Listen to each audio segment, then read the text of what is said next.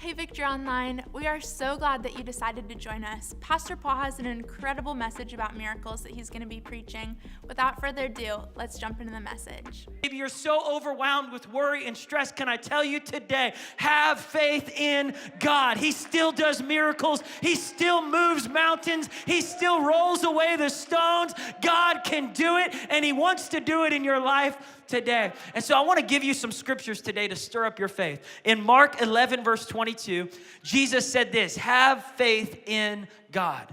Let's say that together. Have faith in God. Notice that Jesus doesn't say have faith in yourself.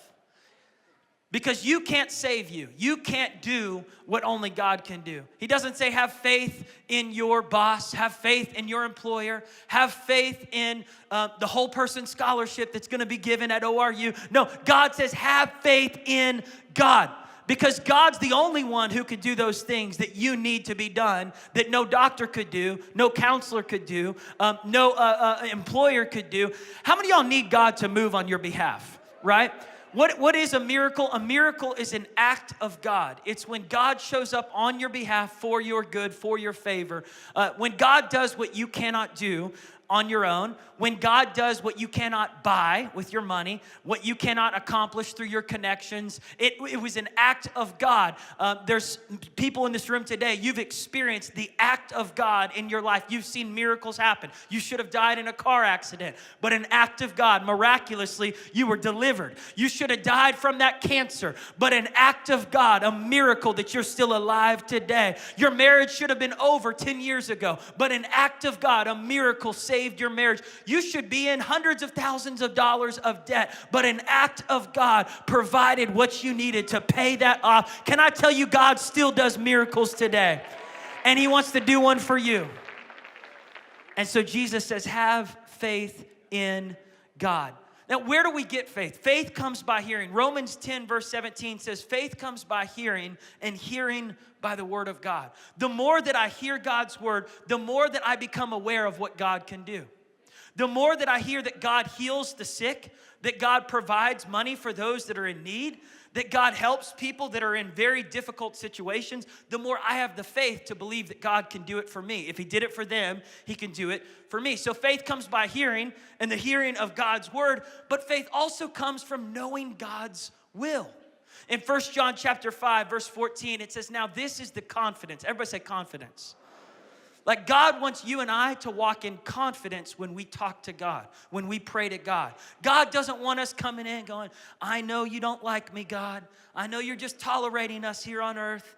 You're not a very nice God. So Lord, I'm just hoping, I'm wishing, I don't know if you would, but would you possibly just let me win the spiritual lottery ticket? Lord, pick me to get a miracle this week. I know you only pick a few people each week, so can I be one of them, please? No. God wants all of us to approach Him with confidence, to believe that He wants to move on our behalf because He's a good Father. And so John says this is the confidence we have in Him, that if we ask anything, everybody say anything. Now I'm going to give you the key right now. Anything according to His will, He hears us. And the next verse says, and if we know that He hears us, then whatever we ask, we know that we have the petitions that we have asked of Him. In other words, God answers prayers. But He answers prayers that are asked according to His will. You might be in here today and you say, man, I want candy all day, every day. Could God bless me with that? Well, we got to look in the Bible. Is that God's will for you to have candy all day, every day? See, there's a lot of people that they don't have the confidence to ask God for things because they're not sure whether God wants that for them.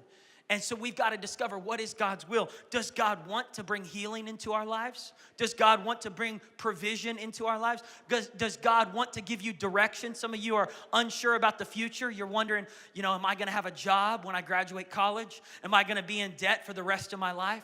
Will I ever get married? Will we ever have children? Will I ever find the right person for me? Will my kids ever get right with God? Will my husband ever be free of this addiction? Will my wife ever, whatever those things are that you're wondering, you've got to go to God's word and say, is it God's will to bring healing into my life? Now, Jesus said in John 10, verse 10, this is a good indicator of what God's will is for your life. The thief comes to steal, to kill, and to destroy. But Jesus said, I have come to give you life and life more abundantly. There are some people who think Jesus just wants us to suffer. He just wants us to suffer, suffer, suffer, suffer, suffer. And that all of our lives we're supposed to suffer and live defeated and discouraged and under our circumstances. We're never supposed to be able to help people or be the lender. We're always supposed to be the borrower. And I'm thinking, what Bible are you reading? The suffering is only connected to preaching the gospel. Other than that, if you're suffering financially, Jesus actually wants you to be blessed to be a blessing. So if you're suffering financially, you're believing a belief that's actually not true according to the Word of God. God says, I will meet all of your needs according to my riches and glory in Christ Jesus. Jesus said, you can have what you ask. You can ask, you can seek, you can knock on the door, and it will be open to you. And which of you fathers on earth, if your child asked for a piece of bread, you would hand him a rattlesnake? And how much more does your Father in heaven want to give you the good things of the kingdom of God? God wants to bless you. God wants to help you. God wants to move on your behalf. The legal battle that you're in right now, God wants to make things turn around in your favor. God wants to show up. He wants to get the glory. He wants to provide for you. He wants to deliver you. He wants to heal you. He wants you to have an abundant life. But there's things that stop us from experiencing that. And today I want to tell you there's really three things that I think hold us back from experiencing the power of God, the miraculous power of God working in our lives. And before I share those three things with you, I've got a question for you. Here's my question right here. Do you believe that it is God's will to heal? And I would also say, fill in the blank, not just to heal. Do you believe it is God's will to provide for you? Do you believe it is God's will for you to experience mental health, emotional health, physical health, spiritual health? Do you believe it is God's will for you to have an abundant life? All right, A, do you believe it's God's will for some people to be healed? B, do you believe it's God's will for no people to experience healing or provision or protection or mental or emotional health? Or do you believe only the people in the Bible times got to experience the miraculous power of God? Or D, anyone at any time could experience God's miraculous power at any point in history? How many of y'all would say D? That's you. All right, that's about 70% of us in the room. I'm going for 100%, and I'm preaching this message for you. I want you to leave today convinced that God does not have any favorites in the room, that God wants to move on anyone's behalf. The same God that has shown up for my father, who's now in heaven, for Billy Graham, who's now in heaven, for Lester Sumrall, for people in the past, for people in the Bible times, that same God, he wants to show up on your behalf. He wants to move in your life. He wants to move through you. He has no favorites. You are all children of God. You are all candidates for a miracle. Turn to the person next to you and say, you are a candidate for a miracle. You are ripe for a miracle. You are in due season. It is springtime. You are about to experience some miracles in your life. Come on, church. So number one, the thing, and I want to tell you this, the power of God is a lot like a shower. If you were to step into a shower and turn it on, and all you saw was a drip of water, you would wonder, what's wrong with my shower? I'm supposed to be getting more water. So you'd call someone, they'd come and look at it. And suppose they were to look inside the pipes and they say, you've got a lot of things that are clogging up your pipes so the water can't get through. That's why you're only experiencing a drip, or the water's not even coming out, or it's just a little trickle of it. You've got to get the stuff out of the pipe so the water can come through. And in the same way, God's power wants to move in your life. I don't want just a trickle of God's power. I don't want just a drip. I want the whole abundant shower. I want the fullness of God and the fullness of Christ flowing in me and through me. And I want it all for His glory. I'm thinking this, if we only get one chance to live, I want the abundant life that God has promised you and I. But in order to do that, I've got to check the areas in my heart that might be clogging the vessel that the water's trying to flow through. And I think the first thing is unbelief in God. Unbelief in God. There's people who go to church and they hear the sermons and they say, well, I'm sure God, did something for somebody, but He hasn't done it for me. I'm sure God's real. I'm sure God, or maybe you're here today and you say, I don't know if God's real. I'm just here. I'm just checking this thing out. And I'm glad you're here. You're in the right place. Because today you're going to experience the reality of God and His power and His ability to move in this place. But unbelief in God, Thomas dealt with this. He was a follower of Christ. And yet when the disciples came to him and they said, Jesus rose from the dead, he said, I don't believe it. I don't believe it. And I won't believe it until I see it. There's a lot of people like that. I won't believe it till I see it. But I'm telling you today, it can't always work like that. You've got to release your belief in God before you see the miracle, before you see the breakthrough. That's what faith is. Faith is the substance of things hoped for, the evidence of things that's not yet seen.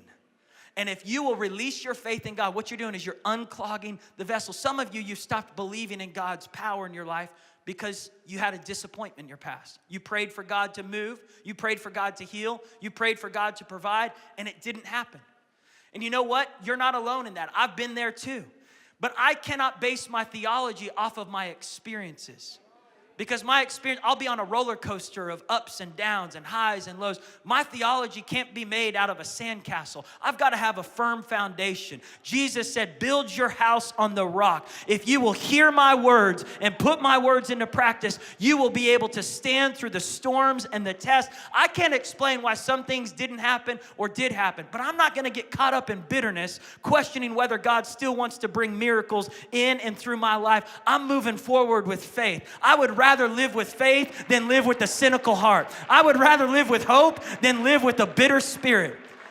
We only get one chance to live. Why not release faith today in God's power, in His love, in His mercy, in His grace, in His healing power, His provision, His protection? I want to invite my friend Natalie Kresge up here because she just got back from missions and she saw God move through her life as she and other team members released their faith to see God's healing power flow. Natalie, tell them what happened. Yeah, on the first day that we were there, I was with the senior group, the 12th graders. And the first day that we were there, we went into a school of about 500 students. And first we did, our dramas, and we shared the gospel with them, and a lot of them got saved and got healed. And after the service was over, one of the teachers, she walked over to me with one of the girls, one of the students, probably middle school, I would say, is what age the school was. And through a translator, found out that the little girl was deaf, and the lady was wanting me to pray over the little girl. And so I just started praying, honestly, releasing my faith. The translator was translating, but, I was like, God, you care about this girl more than, any of us even can in our natural ability. And so prayed over her, laid hands on her, and we saw, as soon as I opened my eyes, the teacher just had tears streaming down her face. And I just said, okay, through the translator, okay, talk to her. Let's see if she can hear us. Do something that she couldn't do before. And so the little girl just looked up at me, and you could tell she was hearing for the first time. And it was the most incredible moment for this little girl. And out of 500, praise God. So good. Out of 500 kids there, God noticed her and her need. And you could tell that teacher was so burdened for her. And then as we were getting on the bus, the teacher came running over to me with another kid, because when people see that this thing works, that the gospel works, there is a drawing for people to that. And so she brought over another a little boy for me to pray over that had autism, she said. And I didn't really have a translator there, so I heard the word autistic. And he was really, honestly, he was acting wild. And I just was like, okay, no translator, we're doing this. Just laid my hands on him, and he just put his hands down by his side, closed his eyes, took a deep breath, and it just, the peace of God was all over him. And so I just believe that God worked a miracle in him. We didn't have it confirmed through the translator, but naturally with what I saw, it was powerful. And, Romans 2 says that God is not a respecter of persons. He doesn't show favoritism. And so no matter who you are here in Tulsa, He doesn't care more about Dominicans than Americans. It's whoever is available and willing and yielding themselves, He is willing to heal. So it's powerful. Powerful. I want you to go to Luke chapter 7, verse 11, because this is a story of a miracle that happened. And oftentimes we think in our mind, well, Paul, I haven't been good enough to receive a miracle, or I haven't earned enough points spiritually to see a miracle happen in my life financially, or in my marriage, or in my health. I don't know if God could cure this, if God could do this. It's too impossible. This is as good as it gets. I remember talking to one person recently who said, Paul, when I was really young, I experienced a miracle in my life. our family. It was an act of God. Something happened that we could not do, no doctor could do, no medicine could do, and it was an act of God. It was a miracle. But after that miracle, our family prayed for some other things to happen, and those things didn't happen. And so we had this disappointment with God and this disappointment even in ourselves and in our prayers. And so we still went to church. We didn't get bitter, but we just accepted an unholy contentment that God could only do one miracle for our family. And that we had experienced the one miracle he had, and that's how God works. That, everybody gets their one miracle. Don't ask for anything more. You got your one miracle. That's enough for the rest of your life. Each person gets one. And that's the way they thought. Theologically, they just accepted, we only get one. But this person went on a mission trip, and after the mission trip, they saw God doing all of these miracles overseas in people's lives. And, multiple people experiencing multiple miracles, more than one. And they walked away and they said, the reality is God doesn't just want us to experience one miracle in our lifetime. He wants us to experience a lifetime of miracles. A lifetime of miracles. You might have had one great thing happen as a kid, but God is not stuck in the 80s. He's not stuck in the 90s. He's not stuck in what he did 12 years ago. He wants to do a new miracle in your life today and in this church. I'm telling you today, the best days are right in front of you. God's not finished with you yet. He sees you. He hears you. He knows what you're walking through, and he's not limited to certain miracles. God can do a miracle in your mental health. God can do a miracle in your heart. Some of you are brokenhearted because you lost someone you loved. Your husband died. Your wife died. Your dad died. Maybe someone that you love. Maybe you outlived your kids and you're here today and you say, Paul, I don't know if my heart will ever be healed from this. I don't know if my heart will ever feel like it is alive again. I feel like when they died, I died on the inside. I want to tell you today, we serve a God of resurrection life. He can still heal broken hearts. He can still heal broken marriages. God can redeem and restore and reconcile and make all things new. And so today, I want you to look at this scripture in Luke 7:11. There was this family that was walking, and Jesus was walking on the opposite side. And this was in a town called Nain. Everybody say Nain. Now, Nain, it's an interesting name, Nain, N-A-I-N, Nain. The name of the town Nain, it actually means beautifully afflicted. Beautifully afflicted. It's two meanings together. It's beauty and affliction. That this town was like a collision of beauty and affliction. And what's crazy is that's what's about to happen in this passage. That beauty is about to meet affliction. Life is about to collide with death. And so Jesus is walking. He just got done with a church service. I want to show this to you. I want to exemplify this to you. There's a family that's carrying a dead man. So I need some people over here. I think some of you guys are ready. Sam, will you be the dead guy? You just act dead over there. And Jesus is walking with a couple of church members. He just got done with a church service. Will you guys hop up here and be the church members that walk with me? I need a couple more. Will y'all come and join me? Let's walk together. I need a couple more. Yeah. So Jesus is walking, and he just got done preaching the Sermon on the Mount. So they're all happy. They're excited. They got the Jesus swag. They're just, having so much fun. They're on a mountaintop. But these other people are walking. And look what Luke 7 says. It says there was a widow who was walking with these mourners because her son had just died. Isn't this is life right here. This is life where people who are walking with victory are meeting people who are walking through death. This is Sunday morning service, that on the same row where one family's celebrating that they just had a baby boy, there's another family that's mourning that they just had a miscarriage. You wonder why I ask us to raise each other's hands every Sunday and say a victory confession. It's because some of you, you're here on that row. And others of you, you're right here. You're on the mountaintop. God's been good. You got a promotion. You had a baby. Your baby got healed. But someone else's baby is dead, and they're right next to you. Or their son has drifted from God. They've got a prodigal son, a prodigal daughter, and right there in the town of Nain, there's this collision between life and death, hope and hopelessness, faith and fear, doubt and belief. And Jesus sees the widow mourning. Will you be the widow? Will you stand up and be the mother of this son? But I want you to act sad. I want you to act sad. So she's crying and she's weeping, and Jesus encounters this widow. Now imagine that you're the widow.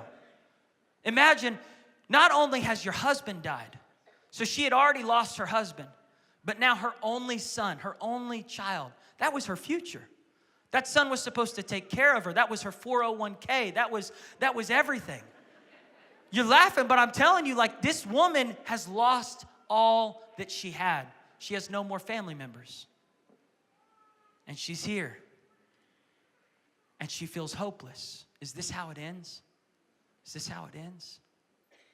So many of you, you're in situations right now and you try your best on Sunday to put on your smile. But the beautiful thing about Nain is that Jesus doesn't just hang out with everyone who's doing well. He walks right into the mess.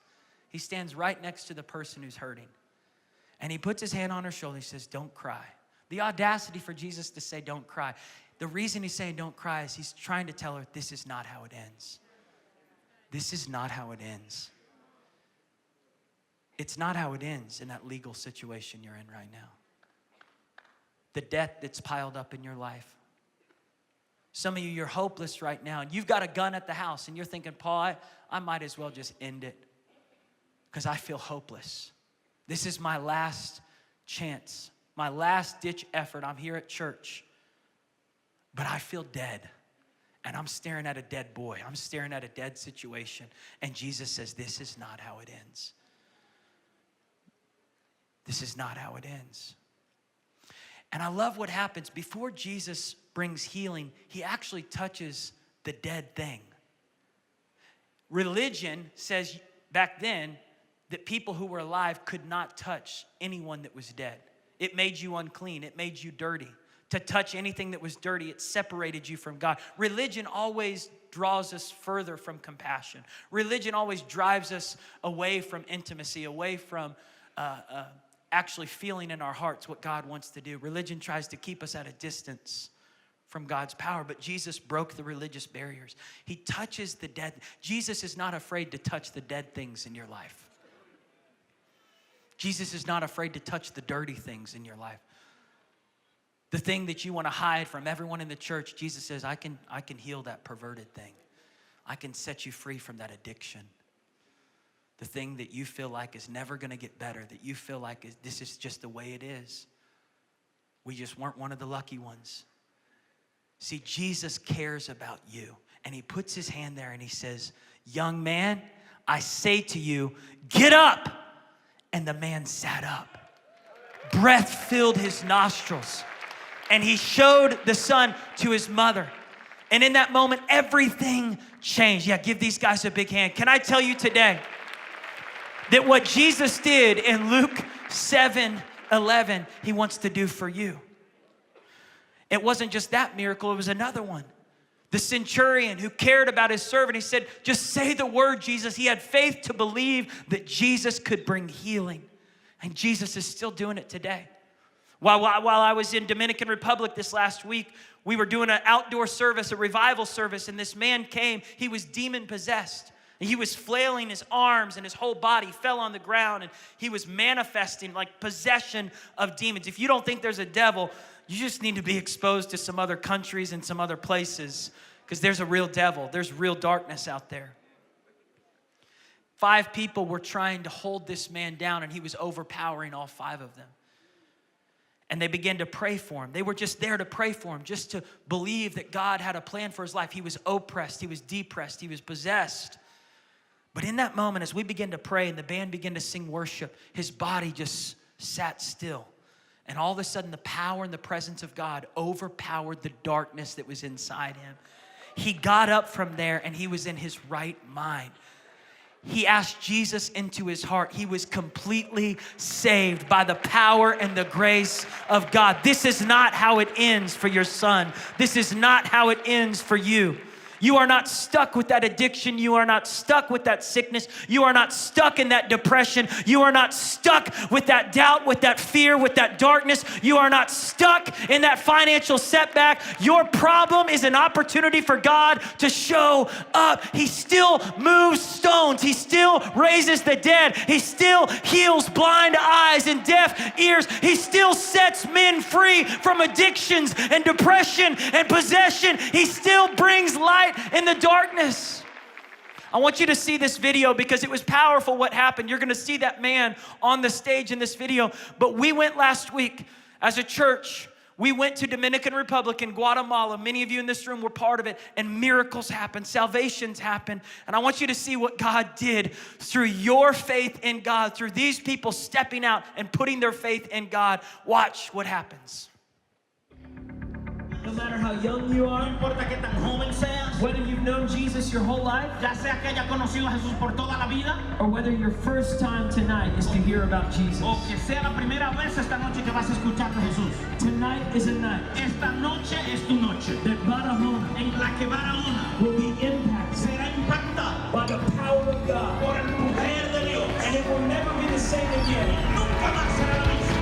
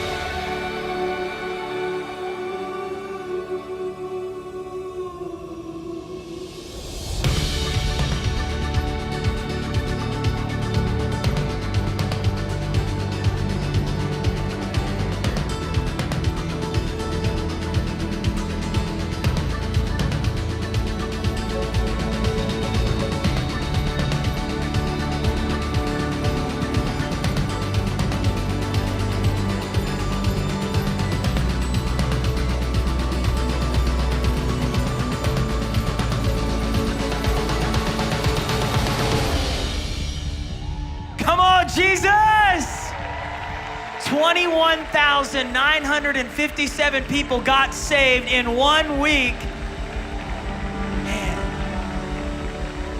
455 people confirmed healed in 1 week. He still heals. He still heals. He still heals. He still does miracles. And the situation you're in right now, this is not how it ends. God has a setup. God has a comeback for you. God has a miracle for you. I want to invite Josh Comm up here. Josh, he went on the trip. He serves here on staff at Victory. And I got to just say this about Josh. Him and I have something very deep in common. His father was a pastor just like my father. His father went on to be with the Lord at a young age. And his father had reached thousands of Burmese people in Tulsa. I remember going to his father's funeral and seeing him and his sister up there, and I just had flashbacks of going to my dad's funeral because, I mean, this whole room, the entire floor, all the way up to the 7th row of Section B was filled with people who were touched by his father, the Burmese people that he reached, that he brought Jesus to, and the legacy lives on. Josh is carrying the torch, reaching so many people. Tell them what God did through you and the team in Dominican. Come on, I want to encourage you guys today to expect a miracle. You see, there's an amazing story, an amazing testimony that happened with the 9th grade team. They had gone out for the food distribution for one of the days that were happening. They had gone to this woman's house. This woman, she had lost her husband. She had 6 kids to take care of. She was having trouble getting food over to her house, but she decided, and she heard that, man, she needs to just start boiling water. She needs to expect it, and she heard from God she needs to start boiling water. So she's boiling water. And one of our 9th grade teens for food distribution, they come into their house. I said, hey, how you doing? Do you believe in Jesus and things like that? And then they said, hey, we just came here to bear gifts, and we want to give you this food. And she was looking for food all month, but she decided to expect a miracle, and she decided to start boiling water. And guess what happened? God provided food. Come on. But I believe that's one of the 2 miracles that happened, because there was also a team member on the team who went out there, and they had been in that same position growing up as well, where they were looking for food growing up. They didn't know where it was coming from. But for that team member to be able to be a part of that opportunity, for God to say, hey, the obstacle that you were going through in your life, I'm gonna change that for you to be somebody that I can work through for an opportunity for somebody else. I think that speaks so much as well of what God's heart is. Powerful. Stay up here, Josh. You know, the thing I love about that miracle is we saw God bring healing to a lot of people, but also the provision that, you know, we brought food to help bless people, but in that situation, it was like this person needed it so bad, and like he said, they were expecting it to happen. The second thing that I think blocks us from experiencing the miraculous power of God is an unwillingness to trust in God's word, an unwilling to trust in what God has said. So how do we combat that lack of trust in God? We put our trust in action. Trust is not trust until you act on it. Like, I could say I trust Josh, but if Josh asks for the keys to my car, I might go, oh, hold on, I don't trust you that much. Trust is only trust when it's put into action. If Josh invited me over to his house and said, hey, Paul, do you trust me? I said, yes. And then he says, eat this food that I cooked for you. I said, well, hold up. I don't know if I trust you. Trust is only trust until I put it into action. I eat the meal. I give him the keys to my car. In the same way with God, many of us will sing, Jesus, Jesus, how I trust you. But then on Sunday, or the opportunities to act on that trust, to give financially, to trust him with our tithe, our offering, we kind of hold back. We go, hold on, I don't trust you that much. But this woman, she started boiling water. She started preparing for the miracle. She started acting on her trust. It's time for some of you to start boiling the water. You're asking God to show up on your behalf, and God's saying, I want you to put that trust in action.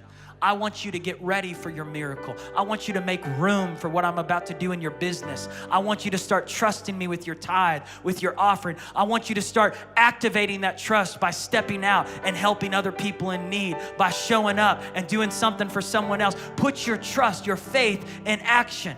So I love what Josh said, that as she prepared, they showed up. I believe as some of you start moving with your trust, you're gonna see God move on your behalf. Give Josh a big hand one more time. Can I tell you the third thing, though? The third thing that I think holds people back from the abundant life that God has for them. Number 1 is unbelief. Number 2 is an unwillingness to trust. And number 3 is unforgiveness. Unforgiveness. Jesus said, before you ask me to do something, before you come to the altar and you ask me to do something, if you have an offense in your heart towards a brother or sister, deal with that offense. One of the biggest hindrances that stops the water from flowing, that clogs up the pipes, is offense. It's hurt, it's wounds. And as long as you hold on to those wounds, you're holding back God's blessings that he wants to move in and through your life. You've got to forgive. I'm not saying that what they did to you is okay, but you've got to forgive them. Forgiveness unclogs the pipes. It unlocks the water to flow into your life. You know, unforgiveness, it causes your blood pressure to get worse. Unforgiveness, bitterness, it rots the bones. It messes with your health. It causes you to not be able to sleep sound at night. You're constantly thinking about that person who hurt you. But once you forgive them, once you let it go, all of a sudden you start getting healthier. Your blood starts flowing better. You start sleeping better at night. You're not offended. You're not uptight. They're not consuming. They're not renting all the space in your brain property. You've evicted them out of you're saying, I'm not going to deal with that bitterness or offense any longer. I was in a situation here recently where there was hurts that had built up over time. And as we were sitting in this room, all of a sudden the hurts, it just began to open up, and it was so healthy because as the hurts were opened and exposed and we pulled it out from under the rug, it was like the healing power of God began to move in the room. When there was an apology and there was forgiveness and reconciliation, you could just feel the presence of God touching people's hearts. Why? Because forgiveness opens the door for healing to flow. Mental healing, emotional healing, physical healing. I want to invite one last testimony up for you today, and it's our friend Gayleen. Gayleen, will you come on up to the stage? You've got to hear this testimony. This is so powerful. Yeah, give her a big hand as she comes up. Here, we got you.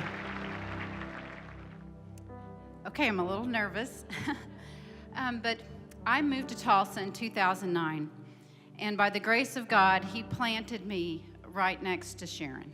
I'm her neighbor. Yes, Pastor Sharon. And the first day I moved in, Billy Joe was the first person I met in the neighborhood. This was in June of 2009, and I didn't know it at the time, but he was really sick. And he came over to my home. He knocked on the door. He welcomed us to the neighborhood. He invited us to church.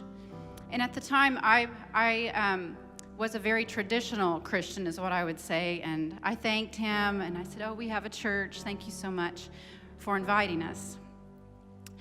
That was in 2009. Since then, Sharon was very persistent in the kindest way of every Easter we would get an invitation, Christmas program.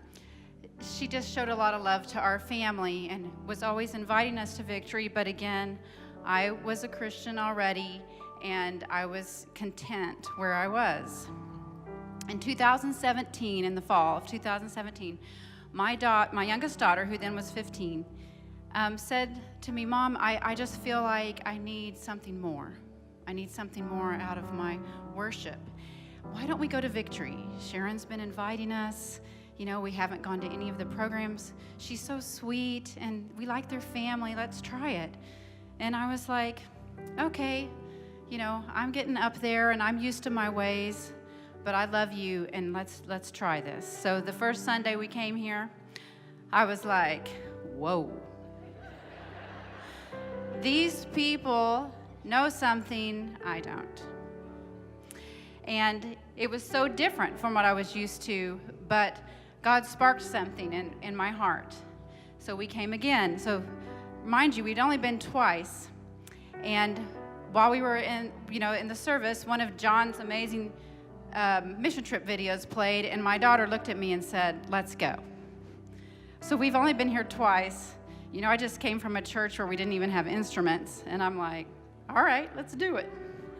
So we go to Honduras last year, and it was amazing. You know, I saw so many salvations. It was just like something I had never experienced before, and I started watching my traditional relationship with God grow into an intimate relationship with God.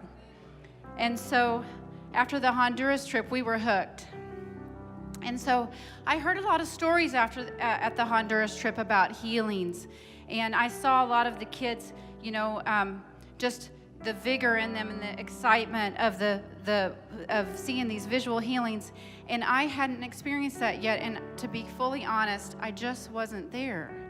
I believed these people, and they were good people, and they were honest people, but I just didn't know for sure about the physical healing. And I wanted to believe it, but I didn't. So we went again on the mission trip to the Dominican Republic, and I was blessed with 5 beautiful girls that I was kind of in charge of, and that was my group. And we had been going, and it was the 3rd day, and they keep us busy. I mean, we are going to schools, we're going to parks, we are just nonstop, get on the bus, praise Jesus. It was amazing. Well, we had a 30-minute lag time, and we had time to run into a hospital. And I'd never been into a hospital before. And so I grabbed my group of 5 girls, and we grab our interpreter, and we go into this hospital. And it's not a hospital like what you have ever experienced.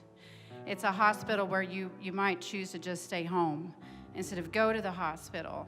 And so it was humbling even just walking into the hospital. And I could tell that my 5 girls, they were already a little emotional just being there. And it was a pediatric hospital. So we go into the room, and we see on one side of the room a little boy around 3 laying in a bed. And he was uncomfortable, you could tell, and with his mother. And then on the other side of the room was a baby lying in a bed with 2 ladies. So first we go to the little 3-year-old and was told that he had some kind of parasite. And so we all gather around, and we're praying for him. And, he was a little afraid of us, like what's going on. He kind of scooched back.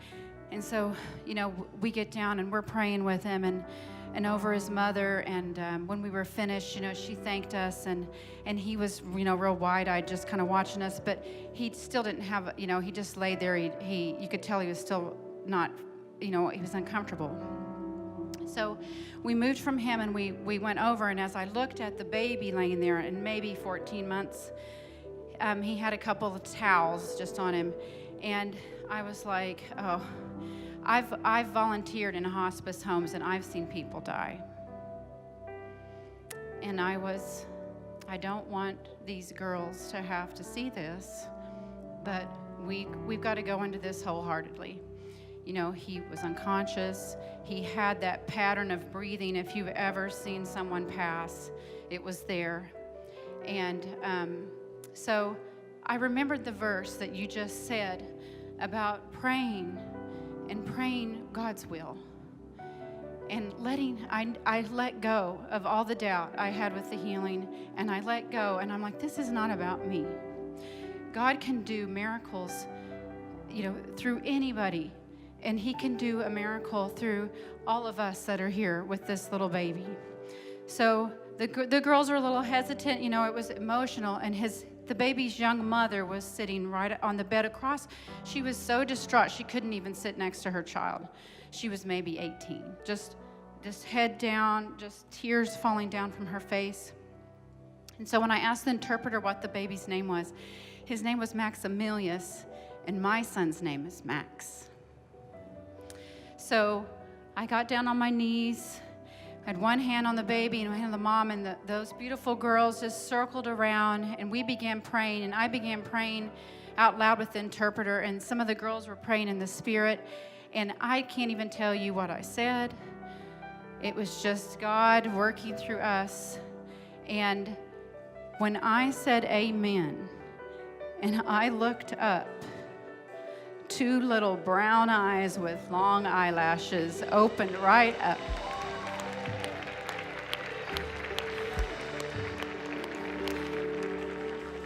And at that moment, that myself and the girls and the interpreter we were overwhelmed. And the interpreter yelled, "Gloria a Dios!" And we were all like, whoa, glory to God. And we looked at the mom, and she still couldn't open her eyes. And we said to her, "You can look. He's awake." And he was moving his head. And we were like, what is happening? He had digested poison, and they had no hope for him. And we just felt like at that time, I just felt like God had prophesied to us, and I just looked at her and I said, "You raised this boy to love his Savior. He saved him, and he will do great things through him."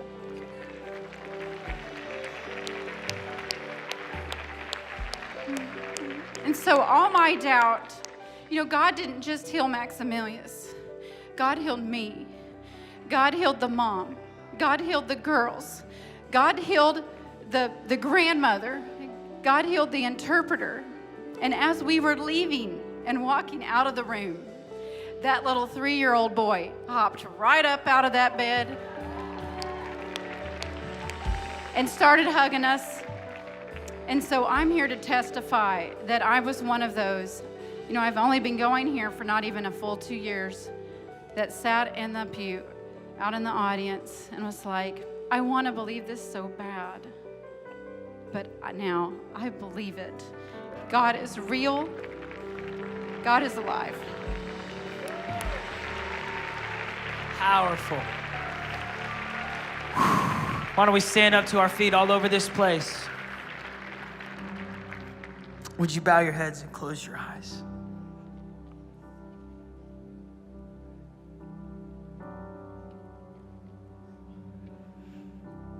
I believe that he can heal.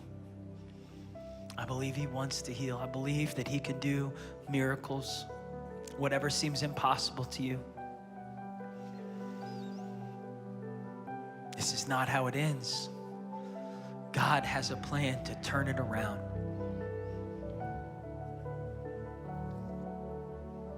God has a plan for your future. He has a plan for your family. He has a plan for the person you're called to marry one day, for the singles in the room. For those in the room that are believing to have children, God has a plan for you. God has a miracle for you. For those in the room that are believing for favor with the court, favor in the situation that seems like it's impossible, it's out of your control, God's not finished yet. If there's breath in your lungs, He's not finished with you yet. He's not finished with that situation. And I believe that today there's two groups of people that need to respond to this message. One group is a group of people, you say, Paul, I can relate to Gayleen.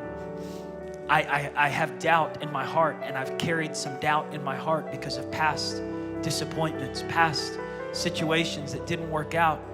But I want to believe that God can, and I want to believe that God will. But just like the story in the Bible, I need to pray that prayer, Lord, help me with my unbelief.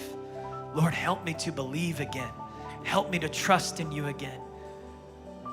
All over this room, with heads bowed and eyes closed, if you're here right now and you need to get that faith back in your heart again, I want you to raise your hand. You're saying, Lord, help me to believe. Lord, help me to have faith again. Help me to have hope again. You need a resurrection of hope, a resurrection of faith. Today, there's something happening in the room. God's turning your hope back on. He's resuscitating your faith back again to believe for the supernatural. There's a heartbeat still inside you.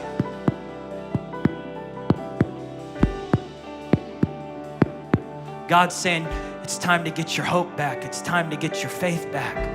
Secondly, there's a group of you in the room, you're saying, I need a miracle, Paul. I need a miracle. Financially, I need a miracle in I need a miracle in my health. You need a miracle in your body. Maybe you need a miracle in a relationship, a miracle for your son, a miracle for your husband, for your father, for your mother, for your daughter. A miracle in your relationship with your spouse, in your marriage. If you're here today and you need a miracle in some area of your life, I want you to just lift your hand up, because today we are going to contend and believe that God can do it, that God will do it, that things are turning around, that even right now behind the scenes, God is working on your behalf. Angels, in Jesus' name. If you raised your hand for either of those, or you just need to get down to this altar, I want you to step out from your row, take a step of faith, come and meet me at this altar today. In Jesus' name, He still heals. He still does miracles. He still moves mountains. He still rolls away the stone. He still heals the blind eyes. He still raises the dead. He still breathes life into hopeless situations. In Jesus' name. He still provides on the nick of time. He still shows up. Get the water boiling. The food is coming. The provision is coming. The protection is coming. The deliverance is coming. The healing is coming. Let's just begin to worship in this place. Sam, will you lead us in that song? Rise up. In Jesus' name. Lord, we thank you, God, for miracles today. The altar is open. The altar is open. Healing is here. Breakthrough is here in Jesus' name.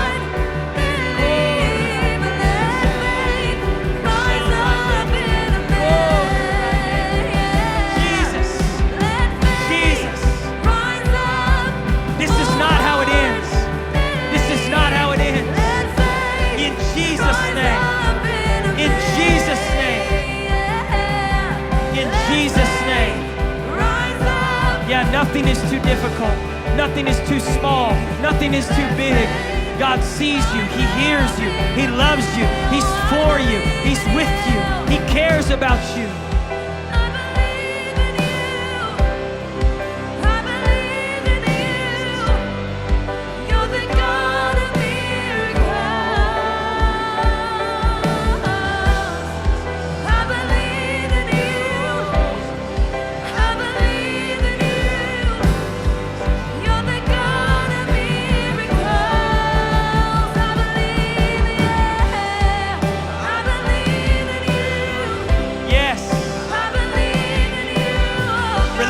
Faith today for a miracle.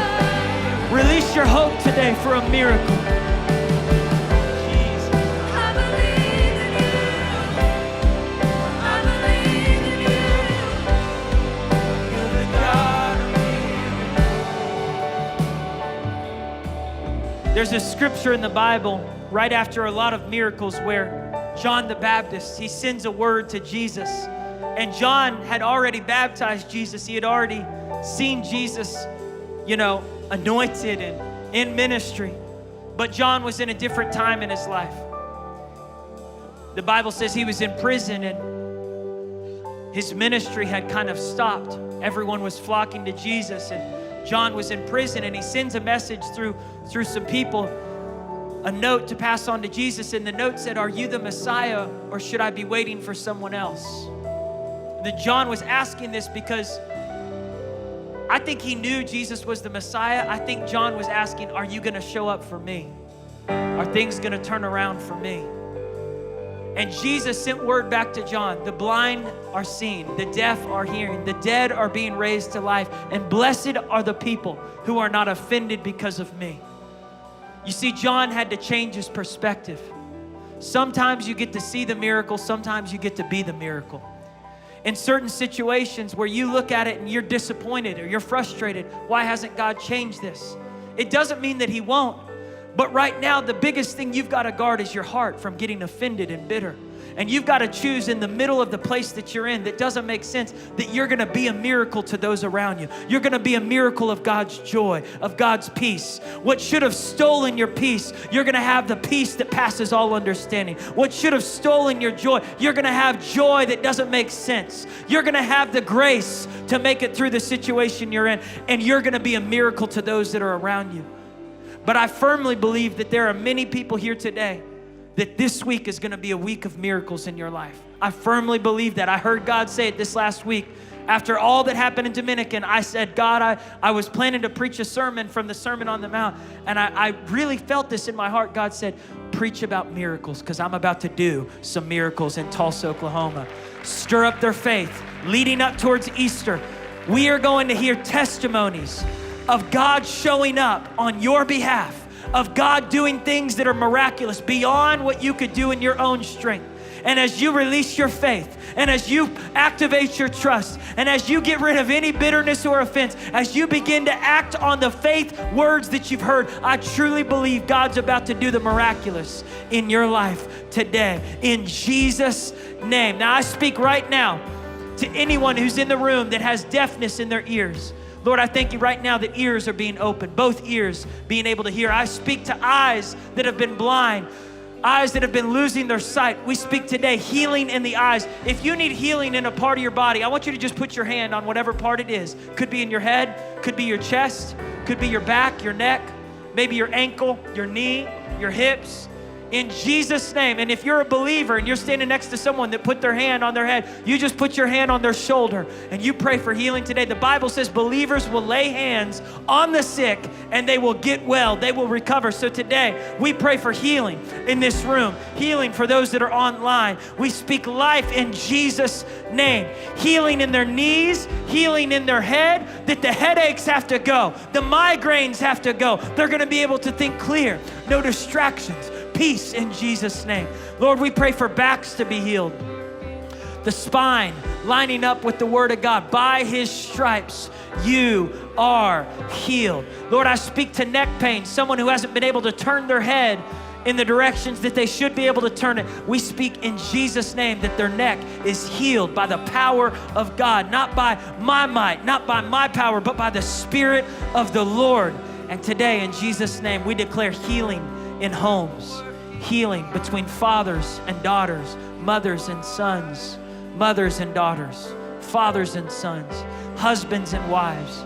God, I pray the hearts that have been so cold, so turned off, Lord, that today you're bringing healing in people's hearts, forgiveness.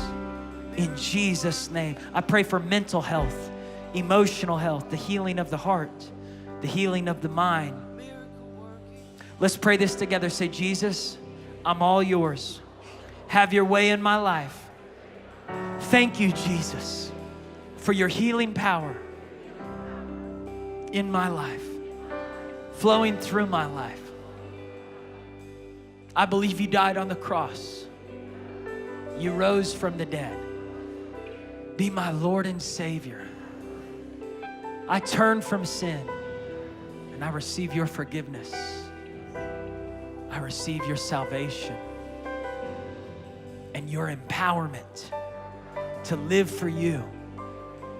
So I'm getting up out of this sickness out of this problem, out of defeat, and I'm stepping into victory.